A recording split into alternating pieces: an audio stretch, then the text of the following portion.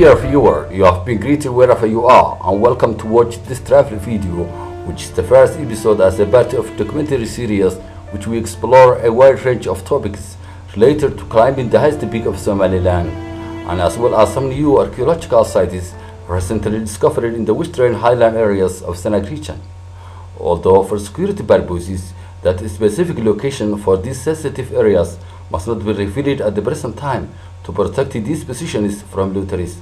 You will be watching also in this documentary series for some other different interesting articles, including the majestic mountain of Surat and the impressive looking peaks of Sheba and Shimbris, which are absolutely brilliant areas that little is known to outsiders and even citizens of Somaliland Republic.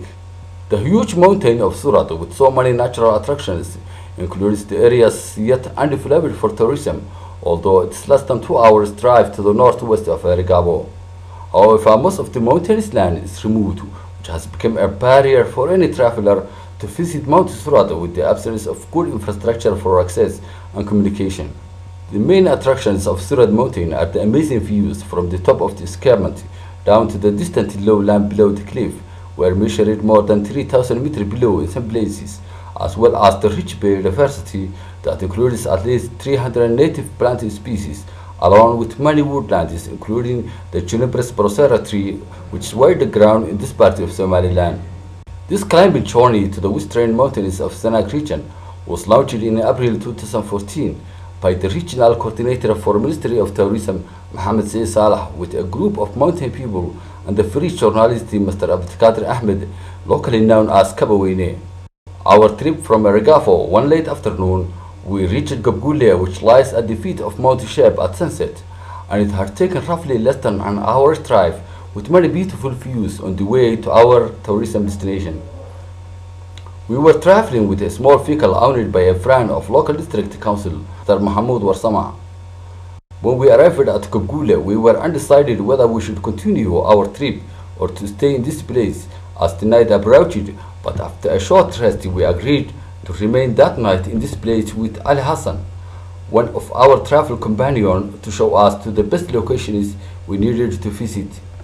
The motor vehicle left and went back to Erigabo at the moment we dismounted. I asked Mr. Abdullah Rangori, leading our travel group, where we would go from there in the next day. Then he pointed in his finger to the direction. It was the highest peak of Somaliland, Mount Sheba. I have got one good opportunity for the first time to climb the summit of the mountain, although it was far away from us. Abdullah told me also something new about Mount Sheba that would make it the highest mountain in Somaliland. This new story came as a surprise, because Shimbris, with elevation 2,416 meters, is known to be the highest peak of Somaliland, and our students in Somaliland continue to be taught that Shimbris has always been the tallest peak in the country. I was just thinking that we knew nothing about Somaliland topographic features, and there is urgent need to survey the height of Somaliland peaks. The government of Somaliland appears unwilling to the idea of rewriting an accurate key national guide that school children have learned and interacted for a long time through colonial rule, the civil government, the military coup of Siad Barre, and the current time of Somaliland. My friend, the coordinator, also supported with Abdullah's claim that Mount Sheb should be the accurate highest peak of the country, and how we were hopeful that we would come to some sort of agreement about this issue, as we have been equipped with a handheld GPS device that we intended to measure the altitude of Sheba in the next day.